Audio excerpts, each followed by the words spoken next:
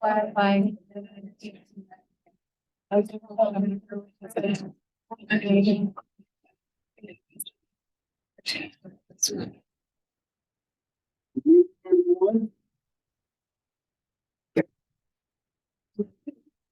Second item on the agenda, for the minutes of January 24th. Did everybody get a chance to review those minutes?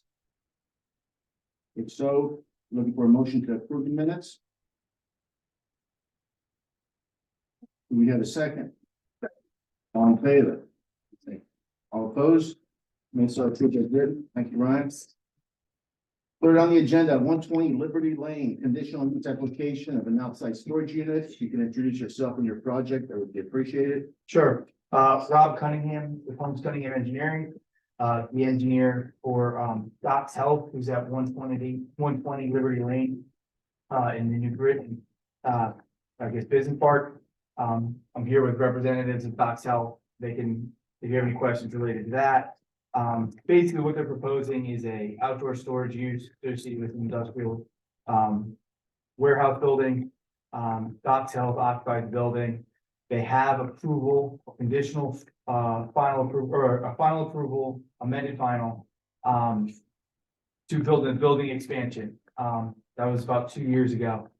Since then, Doc's Health, just trying to work through their operations, doesn't want to build the building addition at this time.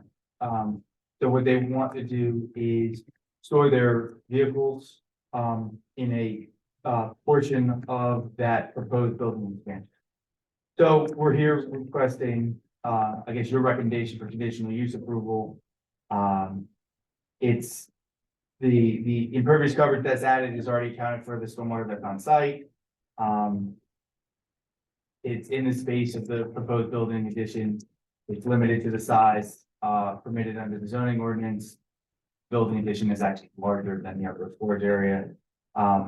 And, you know, at some time in the future, Doc's Health will build their building expansion to house the vehicle. Basically, what Doc's Health is, their mobile healthcare. So they have like RVs and trucks that they load up with medical equipment and take all over the United States, all over the world. They just want a secure place to store those vehicles with the amount of equipment that's in them. They're not cheap. They want to be able to protect them. Similar uses are in the park. So we're here seeking a recommendation to go in front of the board and have a conditional use.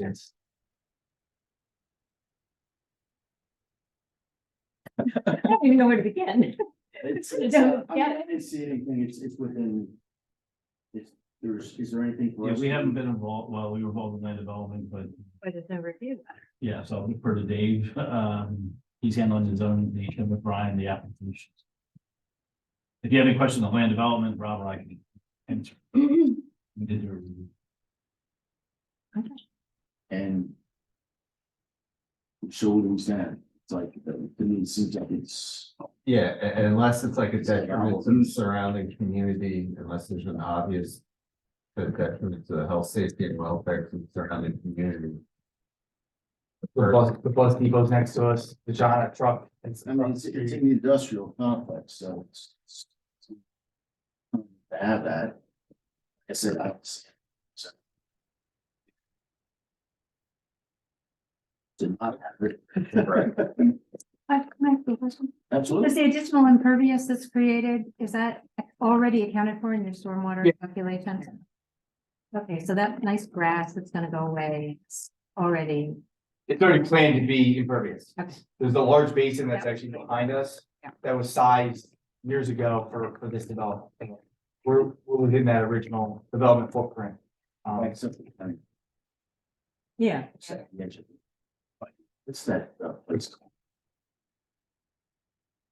Sky Zone. Sky Zone. Oh, Sky Zone's at the other end of the cul-de-sac, yeah. I mean, I don't see it's obvious.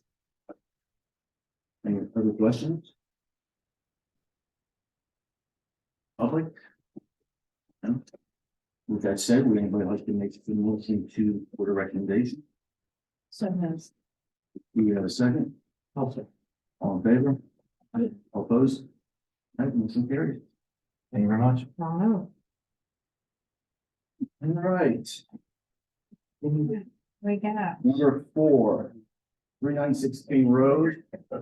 The members of the public, if you're here for King Road, last week you wait till the board is done asking their questions. At which time we will open up to the public for your questions. Thank you.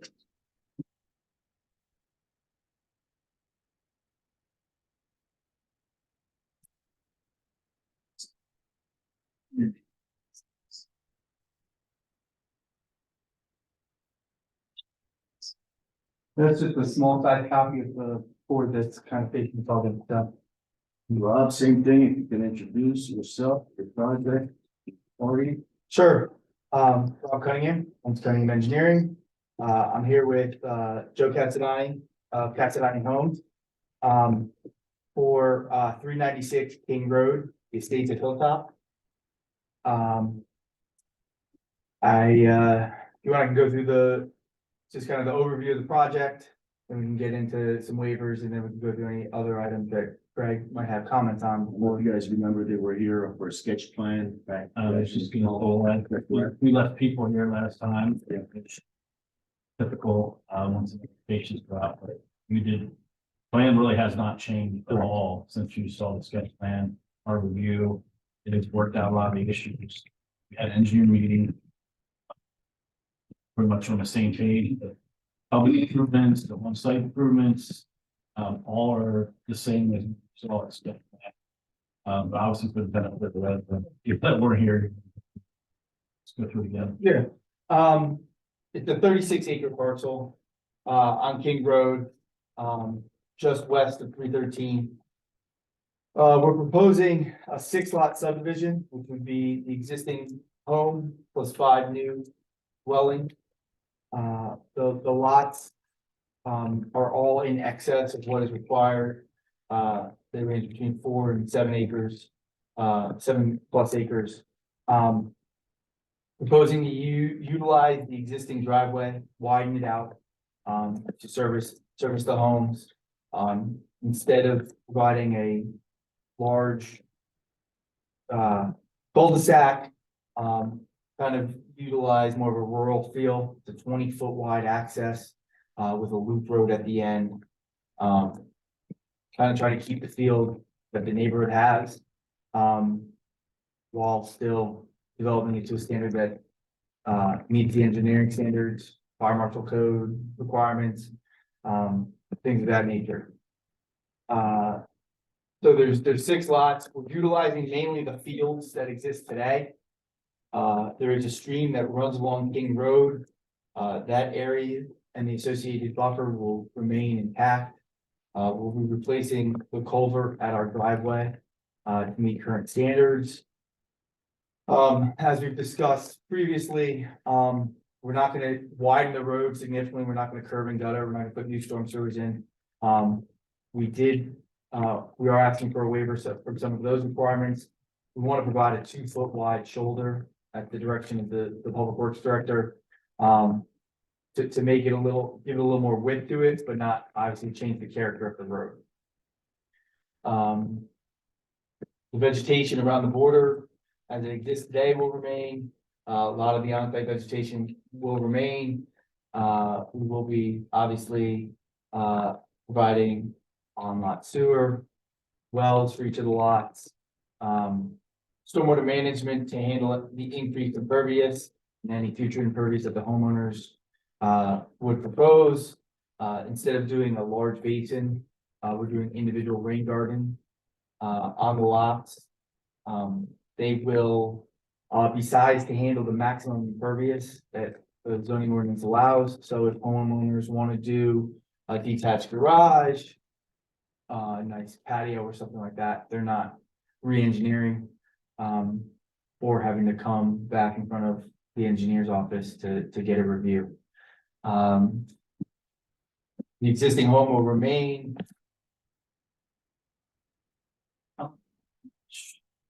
Total for how much is it? I know they're individual size. Yeah. Just while you're looking that up, the ordinance stipulates taking down to 1.8 acre lots, so I think we talked about this last meeting. You're nowhere, But what's the actual build out of this in the watershed zone? What would that maximum number of houses be? I mean, don't scare people by saying it could be 1.8. There's no way. I was actually gonna say the opposite. They're preserving, I was gonna try to hit how much. Yeah. Wait, yeah, no, we're not, my question is, what is the max build out? What is the maximum? you When we could do initially looked at this, it's 12 lots, obviously, 10 to fix 12. all the other. With all the natural resources set aside? Natural resources, the natural resources are relatively easy on this property since there's a lot of open area that's not disturbed. Not sloped, not disturbed, things like that.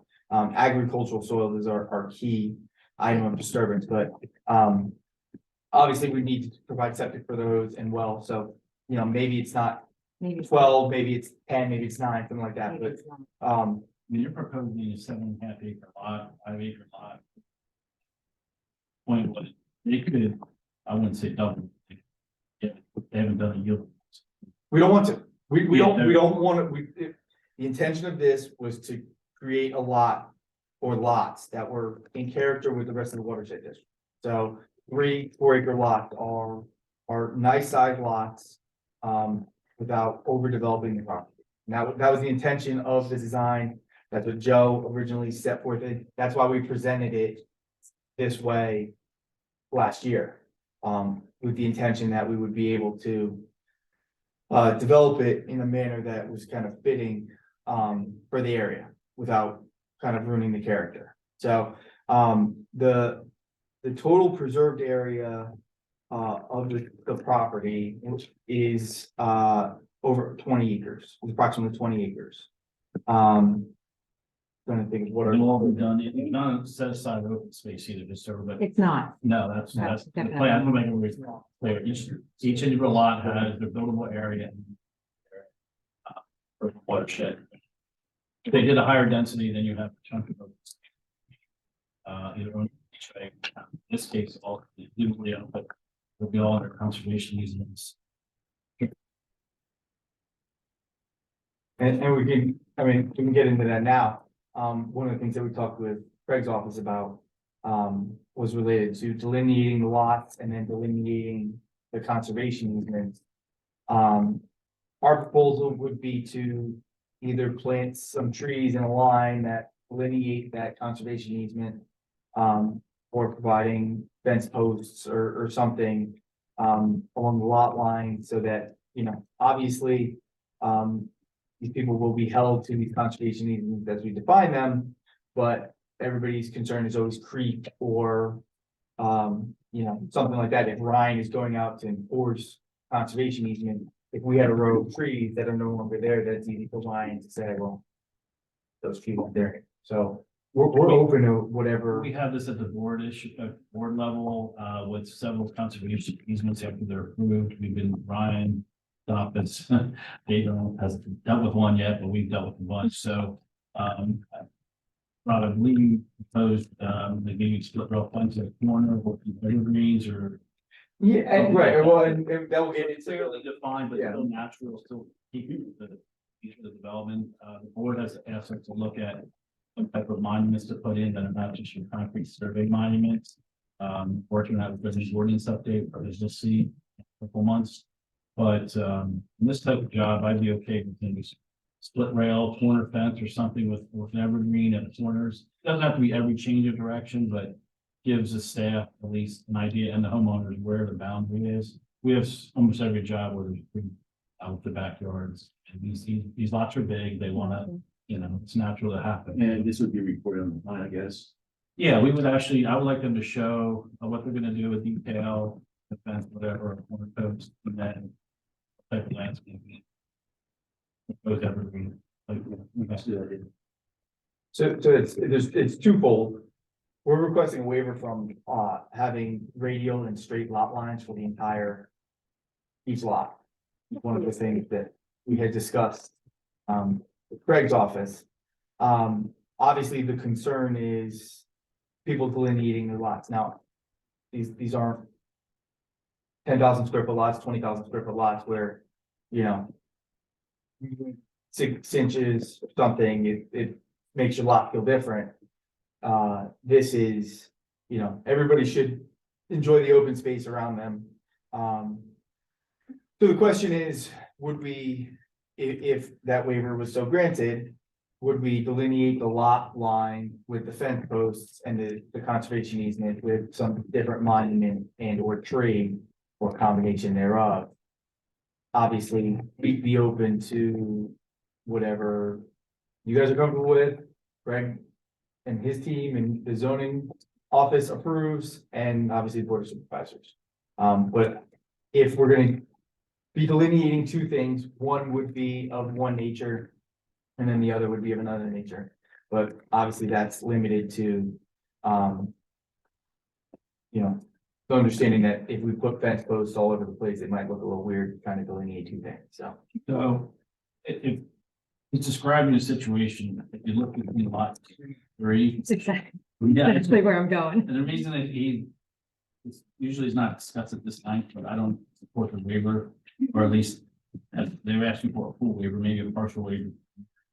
And more in keeping with what we can do with this type of development. But if you look at lot 2 and 3, and then you go up around the cul-de-sac, if you're coming in and you go past lot 2, there's a little 90-degree turn for the property line, and then it shoots back to the back of the lot.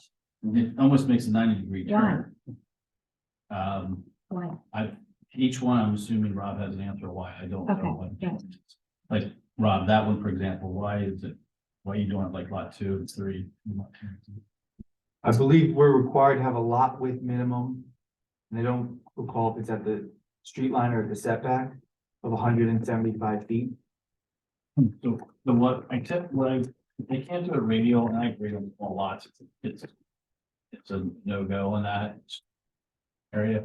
These large lots are a little bit different. What I've done in the past is, I mentioned to Rob at staff meeting, typically keep it radial, like if you're at lot 3 in the front, between lot 2 and 3, you would come off radial off the cul-de-sac to the front yard setback. So it's constant front yard setback, the dashed line, and then you can kind of go off the direction. I think that causes a problem, lot layout, so they're asking for waiver. I'm not sure if they had a chance to do that. We looked at it internally, but obviously we're not gonna run afoul of anything, any zoning requirements. So I would like either a waiver or a partial waiver to allow us to work with Ryan and Dave to make sure we have zoning compliant lots, but, you know, the intention was, to meet the zoning requirements and then keep all the lots generally the same size, so that we don't have a 2-acre lot next to a 9-acre lot. You have an 8-acre lot next to a 4.4 acre lot. Correct, but if we end up, the key one is the lot line between lots 4 and 5. If we ran the lot line just radial straight back for lot 5, lot 5 would be about 2 acres. So that was kind of the reason that they started to run afoul of the ordinance. But, It's a mess. it's a mess, but again, we're not gonna be encroaching into or near the lot lines. The setbacks are pretty significant in the first place. It's a mess, but it's conserving a lot of area.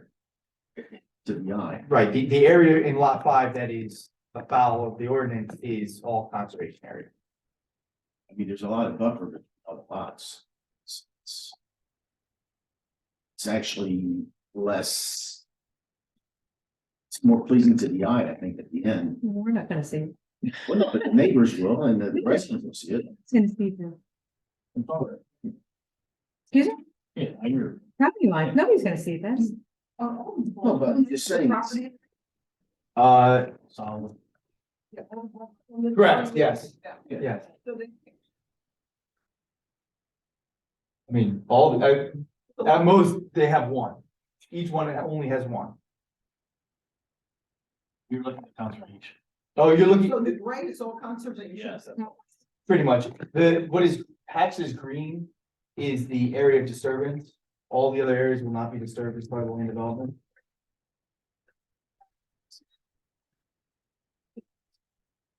That's that's consideration. Great.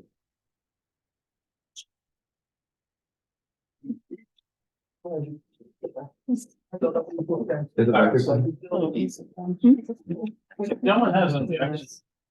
Oh, it's their large property, so. Not as positive, small lot, everybody's indifferent. on it. Someone has a big objection to it, then speak now, because we got other things. Personally, I think. See anything harmful to that. So what you do is it'd be a waiver subject to identification of the terms and boundaries of the property line subject to approval, and we'll work that out. Okay. Okay. On to the other waivers, I think those are probably the biggest item. Why don't you just go through the ones, if The we one say, that we don't. support. yeah. So that was number B4. We need to support a waiver subject to evergreen and mountain fencing for at certain places that country engineer approval. That's number B4, page 2. So your letter you're talking I'm about, sorry. are you on your letter? See. Yeah, we have. Waiver. Waiver B5D. We're waiving, we have to waiver public safety honored. By public improvements and 5E, there is some erosion and some problems down around the creek. You're willing to walk that, I think, and Right, I think a lot of the erosion is created by down trees and things like that. We'll walk it, get permits to clean it up, resolve any erosion. We do need to get a permit to replace our culvert. So as part of that, we would obtain any PAD approval. Size of that, the culvert currently, I'm It's, sorry. I believe it's 36 Yeah, inches. so. What does the note say is shown the Nichols culvert replaced with a minimum 15 inch, not necessarily a 15 inch, I mean. you know, that's just a Oh, gotcha. I mean, 15 inch won't do. No, and talked with Craig's office about the size of the pipe. It's currently 36 inches. We're gonna replace it with 36 inches concrete. And then we're going to provide ways that it wouldn't release additional flow downstream. So it wouldn't have the law of unintended consequences where we make the pipe bigger, so our culvert works better, but then more is going down. So. What we would do is build up our driveway so that the 36 inch pipe, everything would go through the 36 inch pipe as opposed to going to a larger pipe. With so it would be 36 inch is gonna be the culvert, correct. and that's already going under the driveway now, and then it's going to be larger than it is now, and it's going to The head, same size it is now. 36? Oh, 36, 30. Or I guess the capacity in that it won't overtop our driveway or building. We'll actually be holding back. How's it gonna hold? We have our stormwater management, Oh, from our stormwater. stormwater management, and then obviously making sure that our driveway is high enough that it would act to restrict the flow in just only in outgoing. Is it currently overtop? Everything large drops down and everything. Understood. As far as the rest of the waivers, do you have any to discuss? Most of them we support, again, land, same, I think 14 is. 14 is just any of the waiver, Rob's do this, any of the waivers, as far as public improvements, they need to an estimate for the fee in lieu of. We usually look that out at board supervisors meeting for driveway lamp posts, like discussed before. We discussed that. No lights, normal planting of trees. Waving the snow storage. The curbs, and sidewalks along the frontage. Keeping the character of the neighbors. I don't have any other comments. So number 7 was the waiver we did request. We are modifying that waiver we were requesting a waiver from providing mill and overlay of King Road. Craig's office did not support that. What they're asking us to do, because it used to be a dirt road with tar and chip for years, instead of just providing waiver, they would ask us to just overlay the road with a leveling course so that we're adding additional thickness so that it's the more substantial paving section than what's currently out there. So, and we would do that. So we're requesting a waiver from actually just the milling portion. To be in line with the recommendations of Craig's office, I mean, the public works. Met with Ryan. Exactly. Fine. Level it up, level it out.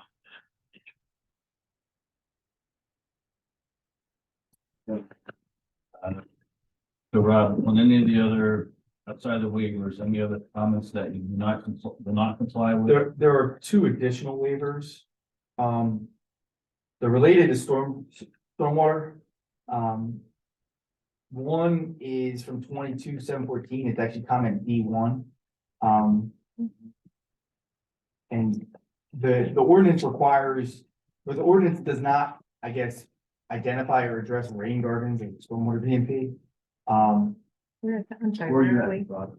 Page 6. So we would like to utilize rain gardens, which aren't, constructed to the same manner that a 5-foot deep detention basin would be. These are about 2-foot deep rain gardens that meet all of the stormwater requirements in terms of water quality, heat rate control, all of that. But because the ordinance doesn't identify them as a stormwater BMP, we're requesting a waiver to utilize them. Obviously, PADP recognizes them as a stormwater control. I think we're seeing them more and more on these large Serve the lots. same purpose? Does all the same things. Just is not as visually invasive as a old detention. We actually have to allow these in the future based on these comments. And they allow for vegetation and stuff, right? We would be providing the required plantings. I don't know if they're per EP standard or township standard currently. We don't have any, we will have. Well, I think we're doing the same plantings you would do around a detention basin. The shrubs and trees and trying to hide it. Again, it'll probably more pleasing to the eye. Oh, yeah, it's not So are they larger? smaller. They're Shallower, shallower? And maybe for shallower, yeah, and the smaller footprint than if we had one large detention basin for the entire property. And they're constructed with a large berm, the smaller The berm. individual one was gonna be down shallower. Instead of doing one regional basin for Yeah. all lots, they're doing smaller individual ones. Instead of a, It's exactly as what is on the plan now. yeah, yes. So where's the So- waiver? Oh, Our ordinance doesn't permit it. in that way, so. Just nice. Subdivision of an ordinance, and this would be permitted with certain amount of landscaping. So as long as they follow the EP stamp, And then the that other would be 1A. Even there. Or D1, and then A was the two condition that were recommended. Yeah. And we would provide, we would meet those conditions. And then the second waiver is from is number 6, item D6 on page 6. Waiver from section 22-712.12.a. It's related to providing driveway pipes over for each individual driveway where curb and storm sewers are not provided. We would request a partial waiver. We would provide them where they're necessary. There's a couple that basically in the cul-de-sac and the top of the cul-de-sac, we have storm sewers either immediately upstream of a driveway or it drains away from the cul-de-sac already. So it would be 3, 4, 5. We have drainage upstream, And the other one upstream is two. So we would You're not- divide them on 1 and 6. Lots 1 and 6 would have the driveway pipes. You need one for lot two? We don't need one for lot 2 because there's a storm sewer immediately upstream of the driveway. And then we would reposition the 1 on 5 to be right at. And obviously, if at any point Craig or Janine feel it's necessary that we provide them, we'll put them in. Obviously, just don't want to put them in if they're not gonna do anything, but if they feel that they'll do something. We've had this happen before, I didn't realize it was that many, but I'm okay with a partial waiver. To eliminate driveway, culverts. Just leave it. It's not necessary, even when you're at the high point there, really no drainage issues, it's the lots at the bottom there, so. So we add those and Yeah, and I guess just go through some just general items. Obviously, as I mentioned, the stream and the associated buffer are gonna be maintained. There was a request, or there's a requirement that we provide additional vegetation in that buffer area. We will meet that requirement. Obviously, we're limiting the roadway improvements. Provide what we think is the minimum that's fitting. And obviously, our stormwater will address any additional impervious that has been added.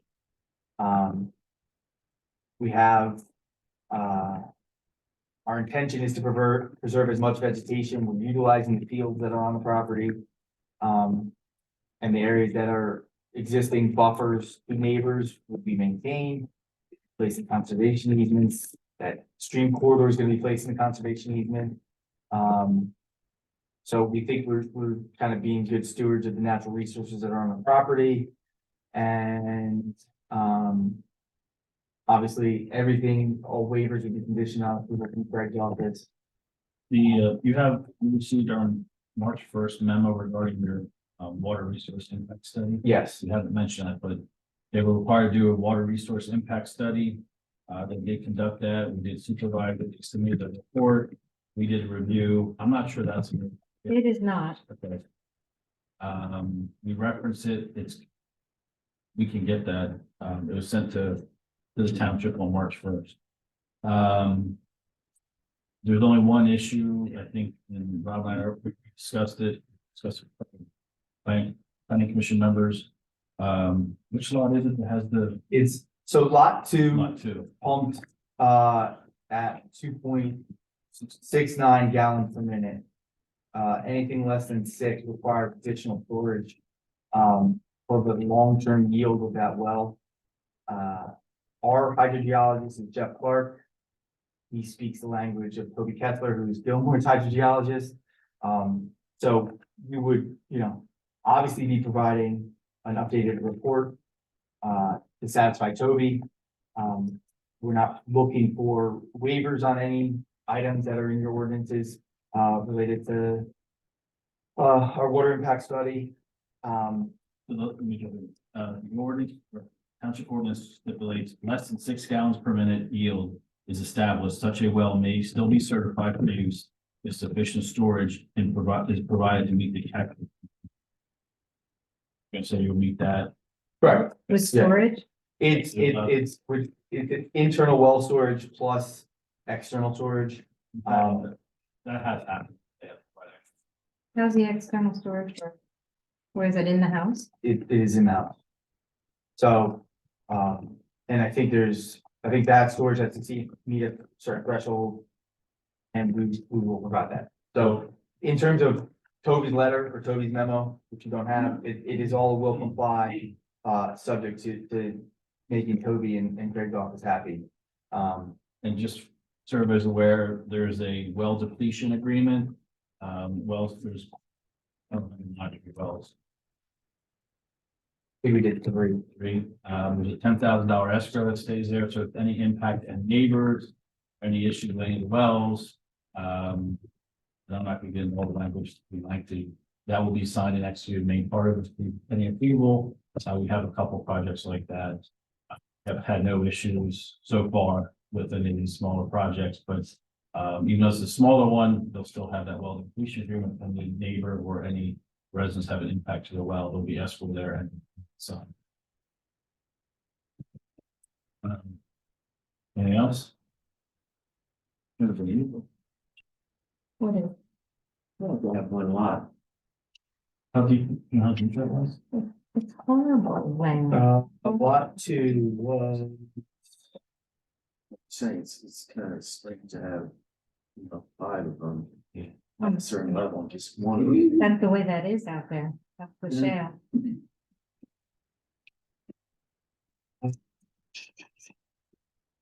Yes, we want to still. Privately. There's 1,700 Um, feet, they said, it's- 5 to 7. lot two is a depth of 500 feet. Lots 3 and 5 are 800. 800. That seems like. So if it would be drilling another 100 feet. Yeah, so- the requirement, Yeah, so that's what they typically do, they'll get some storage in. 600, Yeah. and you're good. The other ones we've had happen, they'll drill deeper, get storage. I think that's what we would do, just drill that one deeper segment. Makes more sense. Then the next. I mean, again, I was. Work that out. If the new ordinance, they have to apply. We're good on that. That's all I have, I don't know.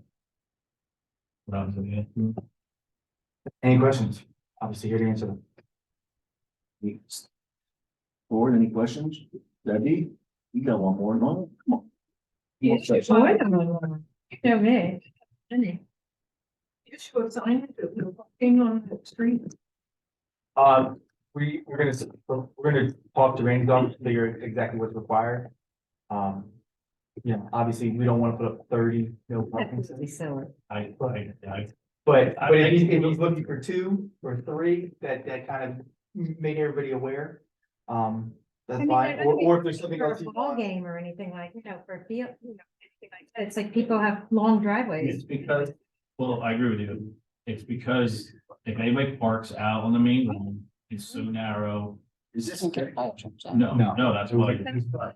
Okay, or the, the way that the comment or the ordinance is written, it's providing the signs, and we'll do them to Randy's. I mean, we're not gonna ask for a waiver from providing fire.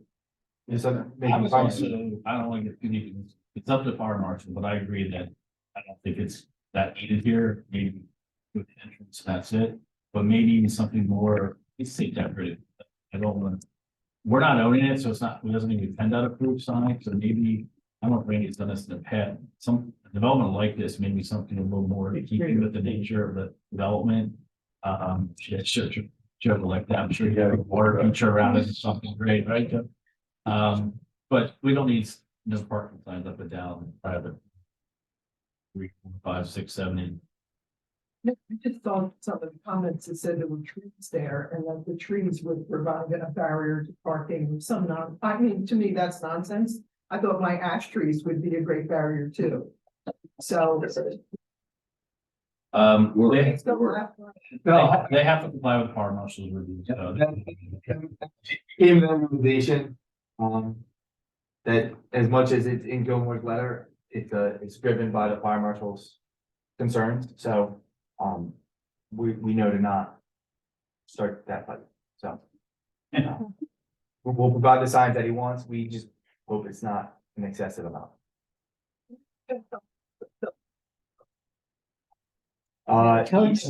Sense? Yeah. You guys submit, Yeah. They sign an agreement. A stormwater O&M agreement.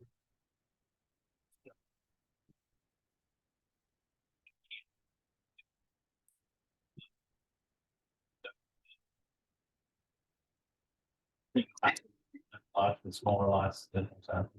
Really? You can get-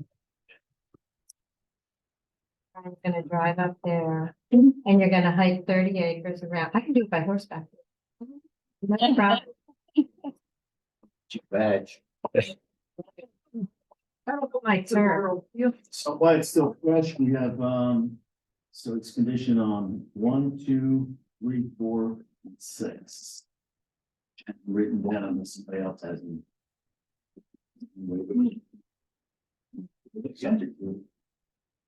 Oh, the ones with June? Did you write it down? They're in here somewhere, yeah. Any questions? Oh, I am.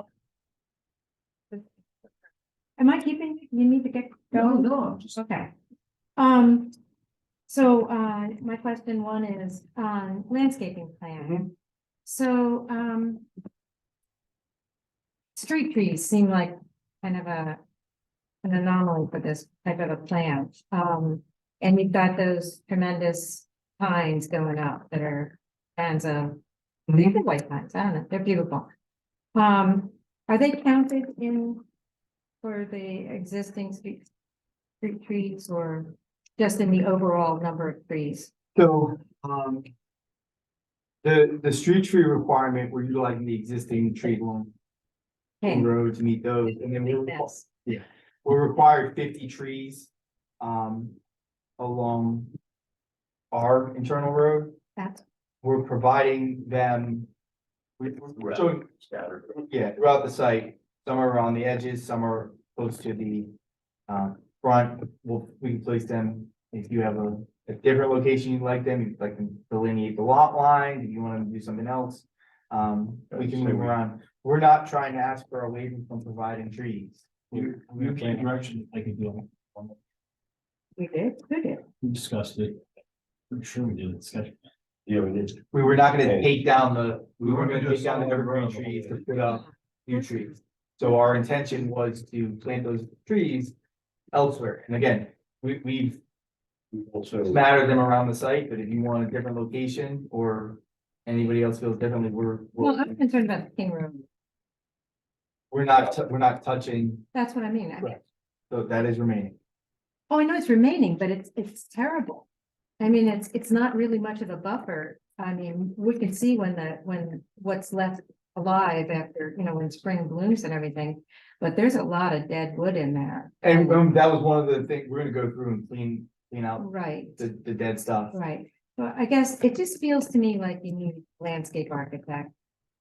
Actually, a comment Bucks County Planning Commission made originally. I feel like, you've got some over there where at the back of a lot here and there and here and there. And I just don't really get the plan, the scheme of the landscaping. when I say something, yeah. So with the amount that we have to put out there, they were like trying to put them everywhere that there would be even a blank space. We leaned toward putting as many as we could to fill any blank space that's facing the Keller property, but that was a concern. I know the Kellers are concerned about that, so we have them like in spaces that you see trees against behind lot 2, 1, 2, and 1, 2, or 3. They're like, if you were on site, they were like the pockets of areas you could see through. Because they're already existing. Yeah, and I trees. said, yes, exactly. There's already existing trees. Oh, they're And I said, we can add more back there. We really don't need 4 of them at the entranceway of lot 5, with 3 of them over behind a tree near lot 6. It makes no sense, but we're trying to just put the tree. I'd like to see them. I'd like to be able to, again, maybe walk the site and place them even more so to the back of mainly lot 3, 2, and 1. Really, 1 doesn't need anything, but 2 and 3, so that the neighbors really buffered. To the left of this is just a big field, so there's not, like, it's what behind lot 5 is not an issue, but behind lots 2, 1, 2, and 3. And if 5 is an issue, we have plenty back there, so I guess somebody laughing, so I'm thinking, they're thinking maybe there is something back there. I just like 100 acres. Yeah, it's a big open space, right? Yeah. So, yeah, what I'm saying is, like that point, you can move those around, and I agree with you that maybe the way they're placed on the plan now, they could be placed better. As far as getting a landscape architect, I don't know if we need to do that. I think what we need to do is pay attention to where we're putting it a little bit better and reorganize that layout for, before we present, the final plan. Because I think we could just come up with a little more, a little more trees in better places. Not, maybe not by a whole lot, but for sure for some. I feel like we're just throwing trees up where there's a bunch of trees in front of these trees with more trees. So the frontage, the road frontage of King Road, and that stream that goes down there, you've got a large riparian buffer zone, correct? And you're going to do anything there? No, you said. We're required to fill in the area that's not currently vegetated, Right. but I don't believe the ordinance allows us to go and rip stuff out. That's the tricky part. The tricky part. And right, so the street tree requirement is all deciduous trees. If your feeling was a waiver to use evergreen trees, I already worked at that. We'll work, I know what you want. Work with Joe. There's plenty of You can place landscaping. some right back behind the riparian area. Filling all the gaps around the neighbors. Fill gaps. Not anybody's first rodeo doing this. So, and put extra topsoil there and, We could- you know, make a big berm. Joe will make it look nice, I know. Right. We'll focus on, we even recommended discretion of the board, but obviously, you guys jumped on this one too, so we'll look along King Road, fill it in. Let them use a different variety of species, doesn't have to be street trees. Yeah, we can use, you know, along the perimeter wherever we feel we need those buffering neighbors to is fine. That's really the best use for them. Is that a pretty big waterfall on King Road? Excuse me? Is there, it's pretty active on King Road? I don't know. It's wild. I mean, right now it's kind of, and it's abandoned, basically. I don't know. I don't mean it's abandoned, but it's, you know. it's in everything's its taken. natural state, which isn't It's necessarily. It's Yeah. been, it's like wet. Speaking of wet. Speaking of wet, so it's a very wet area. I find it hard to believe there were no wetlands. And if there were no wetlands found, I sort of suspect it's because it was planted in corn. But There are no wetlands on the front. There are no. The only Sits regulated, up and everything drains off. the only regulated feature is the stream, which is regulated. There's no wetlands in the stream bottom. It can be wet without being a wetland. right, and that's because you don't identify anything growing there that represents a wetland, right? It's wetland plants, it's soils, and it's hydrology. It obviously has hydrology, which is the flow of water. It Right. may not have the soils associated with it. It may not have plants associated with it. Does it have to have all of those It elements? has to have all three to be identified by the state as well. Okay. We have a Well, if wet- you get, so in other words, if you had a rice paddy, it couldn't be a wetland. if it's farmed. Correct. It's, yeah. Okay, I got you. Okay, so it's gotta have cattails, it's gotta have blah, blah, blah. Okay, all right, so I get, That's correct. that's, it's very wet in a lot of areas. I know that neighbors. will have it.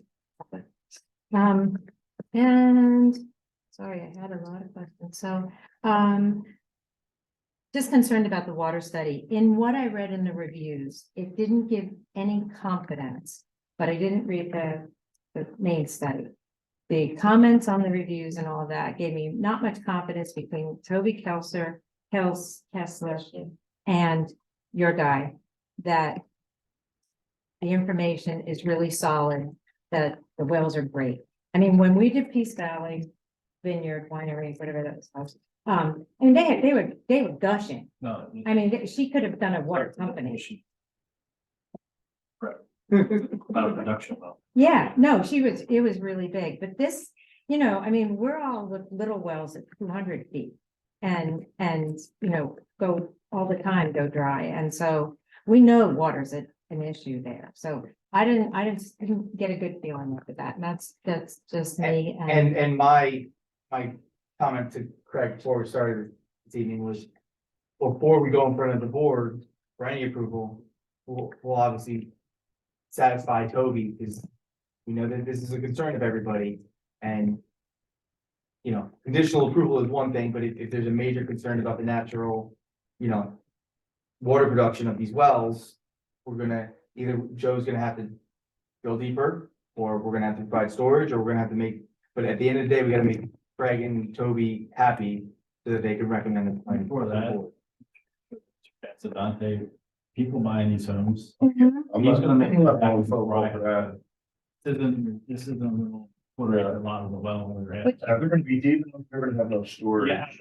Tracking all the way down, right? I've done plenty of wells in New Britain that were 3 gallons, 650 feet, no problem. Pretty much everything I've done.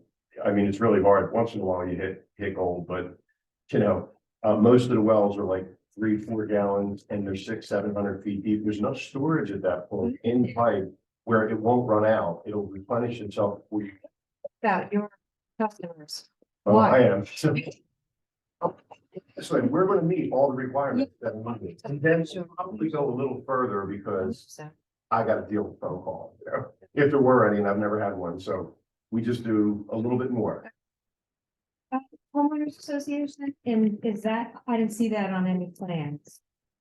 It's usually recorded on a plan or something, right? Correct, there would be a homeowners association, a planned community that's developed for this, for the maintenance of the shared road. Everybody else would probably be relatively independent, but yes, it would be with maintenance and then enforcement of conservation easements and other community. Yeah, that, I was just gonna say, why not put the maintenance of the stormwater into that? too? We would if it, Individually. but each one has an engineer. If we're 6 lots and 3, we would do that. It would Be just like I have people come to my lawn. Sketch plan recommended. Oh, definitely. So the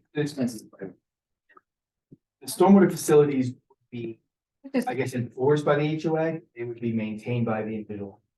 Oh, okay, that's So, good. so the homeowners association has the first, I guess, action. And then if that becomes an issue, I would step in. It's probably with all of the conservation easements, right? If somebody wants to do anything on the lot, they're gonna need to get community approval to. Yeah, conservation, you'll have. HOA will just take care of the conservation easements. In each and every lot, it's not one. Each lot of them will have their own. Township, so that, or, I'm not sure if the solicitor, he reviews all that, prepares it all. Make sure if the HOA is involved in that, because really, we want control, not the HOA. The HOA can control, right, like meaning like they're the first line of defense. And it may be that way, but. They're there every day. You know, They're not, they don't own the easement. Right, but they have the rights to review. Right, like, and I'm not With them, I saying. want that, because that's what happens. We had one where one neighbor said, hey, if he's doing this, why can't I do it? So, yeah, I'm okay with that, but the township solicitor's office handles all of that. Mhm. Took the document. Each homeowner can sign an agreement to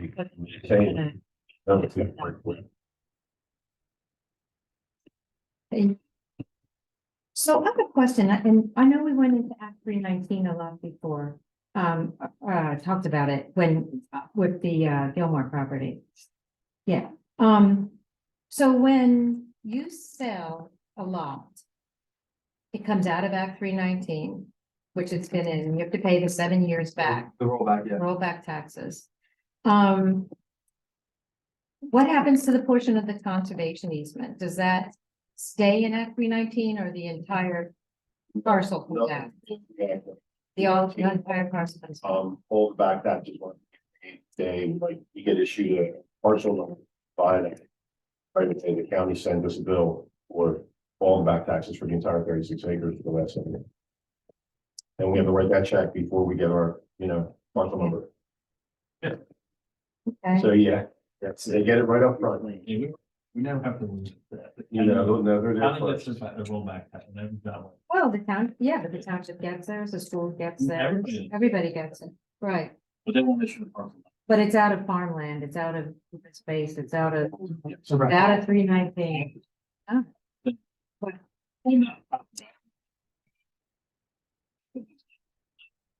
Yeah, What you gonna ask, what's that gonna look like?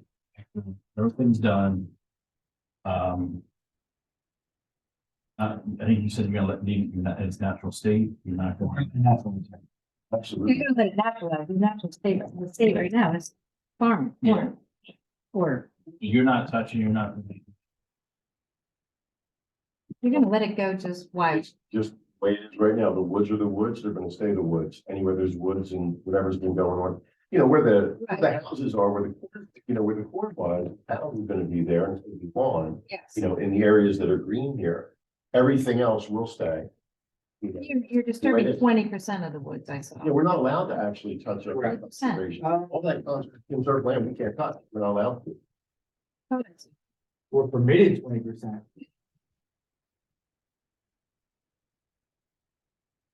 We're permitted, Most we're of this disturbing is- 5. Yeah, you don't have any reason to disturb those. No, and the agricultural areas are just gonna They're not be gonna- naturalized. I guess it's not gonna be farmed. They're not They're correct, gonna they're- be grass. but they're not gonna be maintained lawn either. 'Cause the conservation easement won't allow you to mow them. We're not allowed to. Once you guys tell us to put it on, yeah, touch it. That's the township. Yeah. Okay. Discuss it. Wow, how to deal with this, because there's. Obviously, if there's any type of runoff or any type of issue, then the stormwater action. That's. We haven't had. it.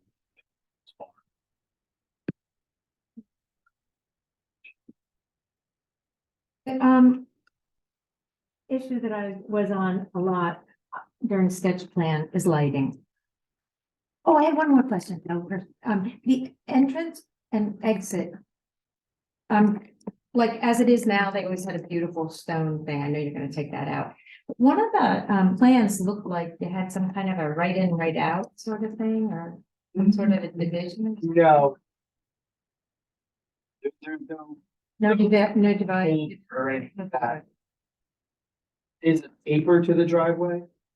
So it's obviously safer. It will create a larger line of sight. And it gives you a little pull-up area, if somebody's turning in, so if there's a car behind you, you're not, creeping out, things like that. Okay. So there was a suggested improvement by Gilmore, and we're gonna do that. We are gonna remove the existing walls. I do imagine that some kind of nice feature will be put in their place, but I don't think we have a plan for that. Okay. It's about Well, signage. the- Lighting. You said lighting. No, I know Discuss lighting. keeping it as natural as possible. Yeah, right. Oh, the 2 foot. 2 foot. 2 foot widening on King Road thing. That's like nothing. We've never done just 2 feet. Your public works director. That's goofy. I mean, I don't know. It's not that I want 8 feet or the full, but 2 feet seems like almost nothing. I don't know. It's keeping the existing lane. That was the intention. It's just a small shoulder. We have no shoulder now. Correct, there's no. I've never seen them in. So the PennDOT has like 11, 12 foot lane with 2 foot shoulder as standard. Seems like a small number. An odd number. We haven't done 2 feet. But we need to. 4 foot stabilized shoulders, I thought, but, lighting. All right. You said there's no controlling the lighting, what people want to do on their house, short of the ordinance, which is critical. Because these are gonna be big houses up on a hill. Not all at the top, but the name says they are. So, is there any way you can put something in, I guess it's been an HOA agreement, to prevent uplighting of these homes? So we're not with an Emerald City up there.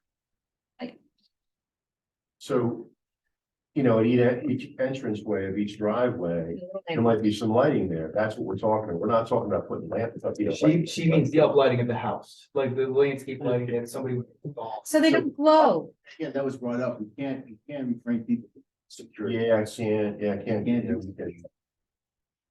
But you cannot make that an agreement. In this homeowners association, we are not blasting lights out because we're concerned for the neighbors. Yeah, because like individual design, like I designed these homes and, they're larger homes. And there will be accent lighting on the house, but the days of putting a bunch of spotlights, it's not really, you know, Okay, you something know what I mean. trendy. Have you seen the homes on New Galena, excuse me? The three on New Galena, when you, that whoever built them, it's like a stadium when you drive by. It's insane. Okay, anyway, Yeah. that's my, I'm done. Yeah, I mean, I'm sure people, the neighbors, are not gonna want blasting lights in your yard either. No. But I'm saying it's kind of hard to restrict people, so you can't have a driveway like that turns on next to your garage. I don't know how you did about that. Yeah. Every house in Yeah, I can stand at my place and look and see up there in Hilltown. It's. It's the word he says, it's not an ordinance requirement, if he was to agree. I get it, you know. We're talking- Yeah. Again, I have never, 43 years of building, I've never done anything I've seen where it's like crazy lighting. People put it People put in a in. tennis court or something. Well, again, it's, like you can't stop all the neighbors from putting lighting around their house with security either. That's the issue. Once I'm going too, like I can't say the guy's got to call an electrician and put more light on his driveway because his wife wants more light when she comes home. They can't control I agree with you, but I just don't know how. you- About Yeah. safety. You know, I'm not talking about that level Well, of lighting. lighting you're talking about that glaring and bothering a neighbor that's say, 3,000-4,000 feet away or whatever. And you have to get through the trees and in the winter when there's no leaves, I understand. So you're talking about, Everybody else is downhill. so. You're thinking just strictly that like spotlights on the house, pointing down at the yard or something. So, most of our, what I do is. You're more, like, you're not somebody lighting up the back patio. It is the house that glows because, Yeah. yes. I And don't, those people are even out in their yard looking at their house. They've just got it lit up. I don't get it. But I haven't had. There might be a client that comes along and says that, but I'm not sure I don't control that anyway, but I don't know if that's a real. Any other questions? Thank you. Board, I'm gonna open up to the public and, if you can state your name, your address, so we can put it on record. Let's keep this conversation going about the light. State your name. My name's Gwen Rodden.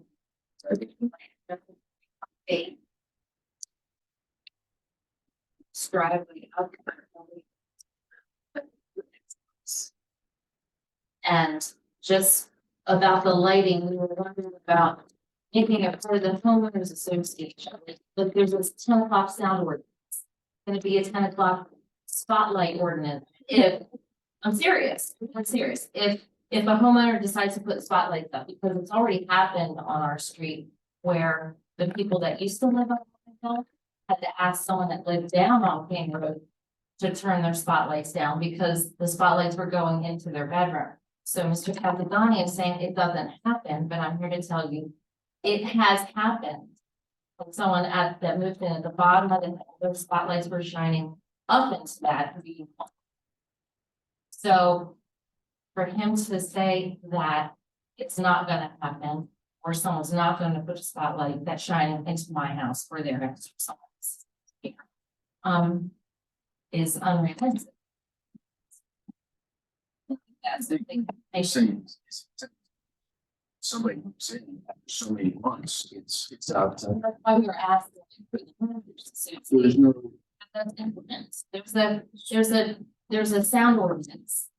And the trash trucks can't come down before 10. So why can't there be a spotlight ordinance? That should be something.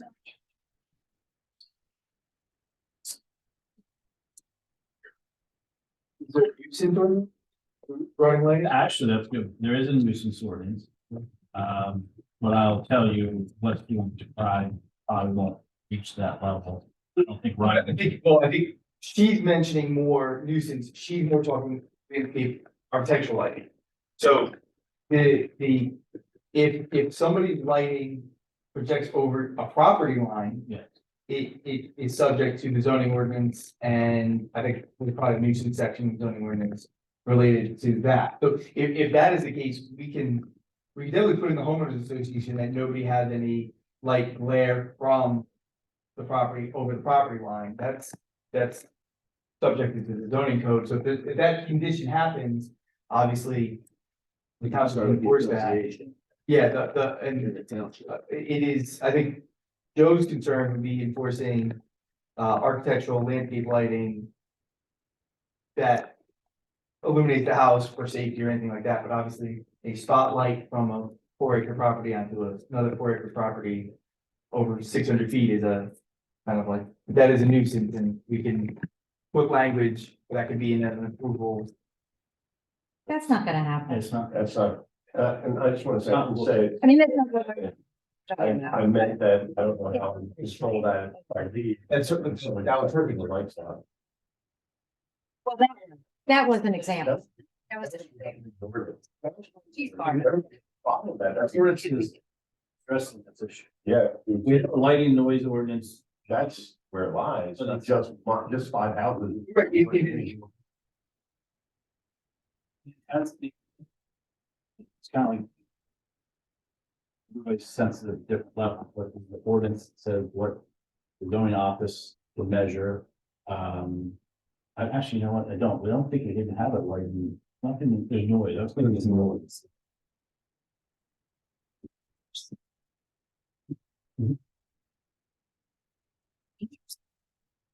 We could see those. But it- And they were required. they agreed to shut them off. Which that's what I'm saying, a house is so different than like part of that. They had to agree as part of that approval, to turn the lights off at the driving range. There was so many hours they could off. Just like the fence, that fence stopped. That was something that we negotiated. He's not agreeing to, it. So if he can't agree to, it, I can't, we can't. But if he agrees to something, we just, when he's gone, I can't it's up control to it. the HOA and you're having 6 I can't. people. You're asking the same people that live there to enforce themselves, police themselves.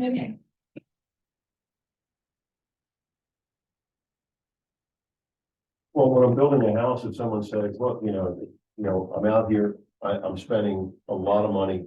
It's dark out here. I want to make sure that when my wife gets home, she can, get in and, I'm gonna have a spotlight off the garage. That's something I want too. My wife wants a light out by the garage so she can get in at night. That's not what we're talking about. Like, I don't, I know, but what you're talking about seems to me like it would really have to be way up there, like at the very peak. No, they're on the ground. They signed hip lighting. They said What's to the drink heck to are you the talking about? giant. It's like displaying their house. So there's a light here and it's shooting on my house. How's it bother my neighbor? If it's lighting from the ground, lighting up to the house. I mean, you.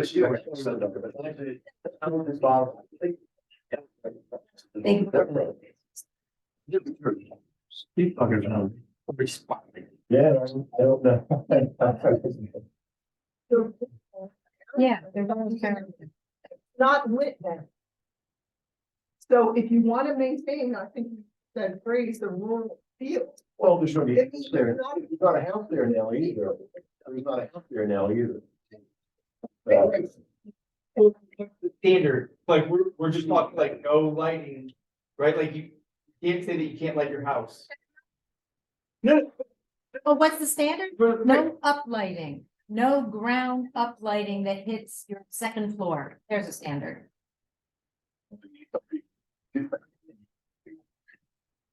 No one in this, Okay. no one in this room has stuff lighting in their house. No one. Not. That's, it's. I don't think we're the controlling board on this. I don't think you can. It's outside of our area. Sir. I think what we're talking about is. This means the. I'm sorry, That's, yes, my name is Jim Morano, I live on Chapman Road, not a Chapman Road. I think this whole lighting issue is the township issue, not the builder's issue. The right. township should have an ordinance that says we have a light pollution mitigation ordinance. Nothing should shine above the roof of a house. The lights should not shine up, they should shine down. There should be a shade over anything that goes up. But that's township, that's not the builder. I think we should. We do should it work on that. township. Thank you. And certainly, make this recommendation that we look at it, but again, it's gonna have to go through. I already know the answer. I was gonna say, we only have enough. They'll say we can create any. You're not gonna inspect it, it's gonna be on a complaint basis. And that's. Until something. So the school water isn't working, we have an issue, usually it's related to school water, resources to monitor everything. This comes up with other issues too, but they can create a lane if they want to happen. No, of course, we understand, but if the builder was to say that, you know, the residents don't want this, and if you stay like that, because probably they're gonna put an ordinance in, or. Just a thought. It just seems inconsistent that you don't wanna put up streetlights, but then these people are gonna have their house lit up way worse than a streetlight would ever do. Well, you don't know Wait, that we'll because see. you don't know what Wait they're and going to do. What's Houses that? aren't there yet. You don't really know if there's gonna be a ton of light on every house. I really don't know. I don't think that's gonna be the case, but it's. That, they're like all. And then you wanna put streetlights in. Why not put streetlights in then?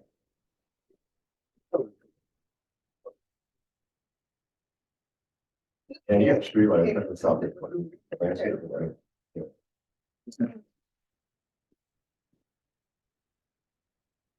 Your address, please. Your address, your address?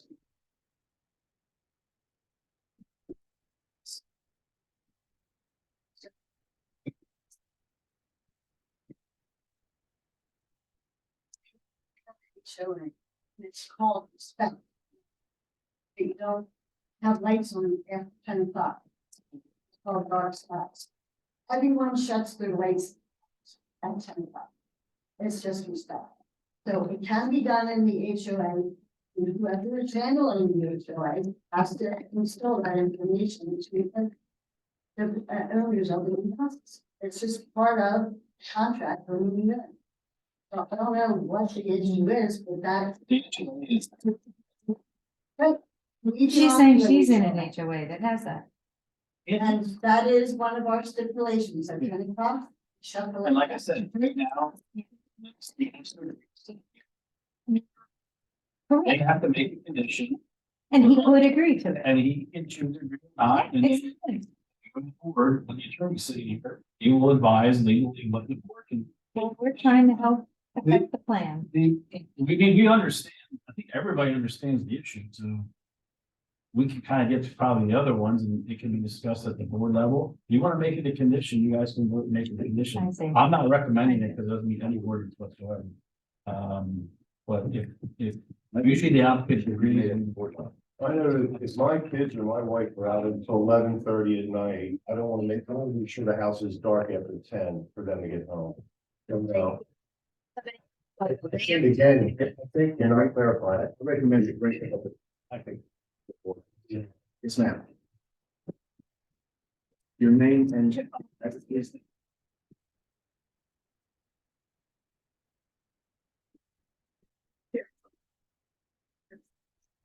And we are also extremely concerned about light pollution. Being part of our way of life there is looking at the stars and it really matters. Just another voice. And again, another reason for the in the war and in just maintaining the so I just wanted to, I mean, I don't know how many people feel that way, but I thought it was important for you to understand how many of the neighbors felt that way. Another thing about the raw character, and again, this is not on the level of laws, although it can become on the level of laws. And that is that sometimes when people move into large houses in the middle of farmland, they don't understand it, they'll be seizing their screens and hitting more on the field and coyotes and snakes and foxes. And so we're talking about, you know, I need my uplighting so I feel safe going into my garage. But I'm saying, I think at that point, that I'm hoping that homeowners, when they move into the middle of farmland, understand that they can't complain about the rural condition. And I don't know how that's handled, but I know sometimes there start to be requests about zoning complaints that have to do with not understanding that you've moved into farmland. So I'm just, in my experience, asking you all how that's handled. Lucibel, I think that Act 319 gives protection to the farmland people. They can complain all they want, Okay, but smells and certain things that happen in ag security districts and Act 319, maybe I'm wrong, but I think that those things give protection to the farm communities and and the wildlife too. the wildlife or the wildlife. Boy, that's gonna upset a lot of habitat. Yeah, and Because- and it really. So, when we come to Ryan and Dave, and it's a tough, like, that's what's always been there, and that's what the ordinance, that's the intention of the WS district, so. yeah. It would I be don't think watershed district discusses anything about agriculture, animals. when agricultural soils are preserved. Feels good. We're talking wildlife. She was talking about. But I guess the agricultural nature or history of the WS district is preservation of is a natural feature. As Again, I hope they respect, where they buy, again, that's outside our control. Yes, sir. Expired, I live at 280 Spring Road. Clarification question on the well guarantee and the escrow account. How far from this development is that cover? You have an 800-foot well that did go for either the office. I'm just curious. Quarter mile. We do, listen. I don't. It's Quarter mile. that's Well, see, there should be a plan that shows. I think it's in the study, it's like 1,300 feet. So Everybody, from every property, or property line. From the property.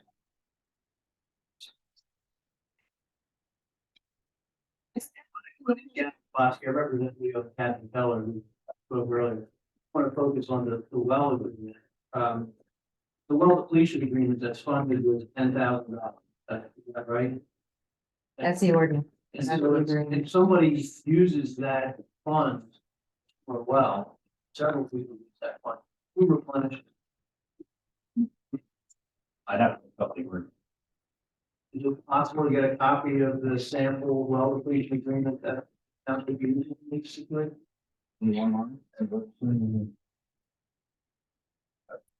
Obviously, that's a concern, if there's several properties in the area and they're, that have to see for this fund. 22,790. Money left for. Is that reserved for this development or is it a? general? It's each. It's for each- development, each. for each Yeah. development. But this way, we've never everybody it yet. Yeah. That's all in. Yeah. But it's saying, We can you can contact the town. And we're gonna put in the draft, I so. don't know if it's on the website or not. I don't have. Well, we're gonna discuss the topic of the project, it or right to know request.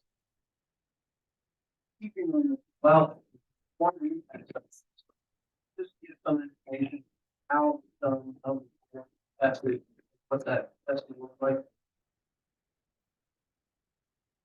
See, There was,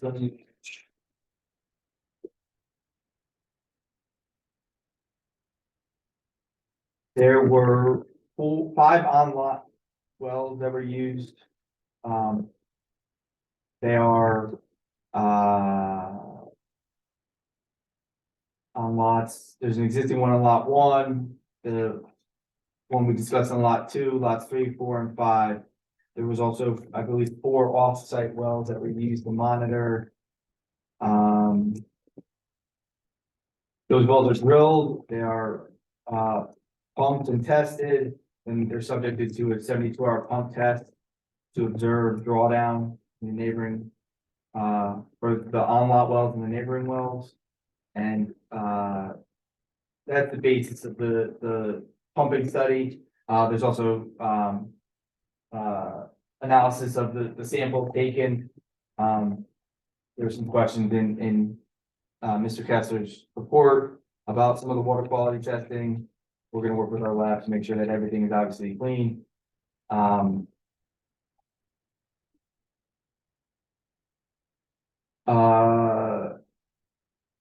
On the site. there are 3 new wells. There's 3. There's 2 existing wells. And how many were tested off the site?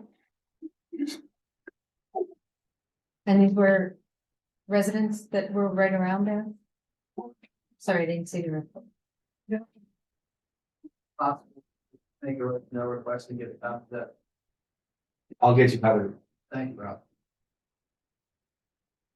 Addition to that. Leo Keller, 432 King Road.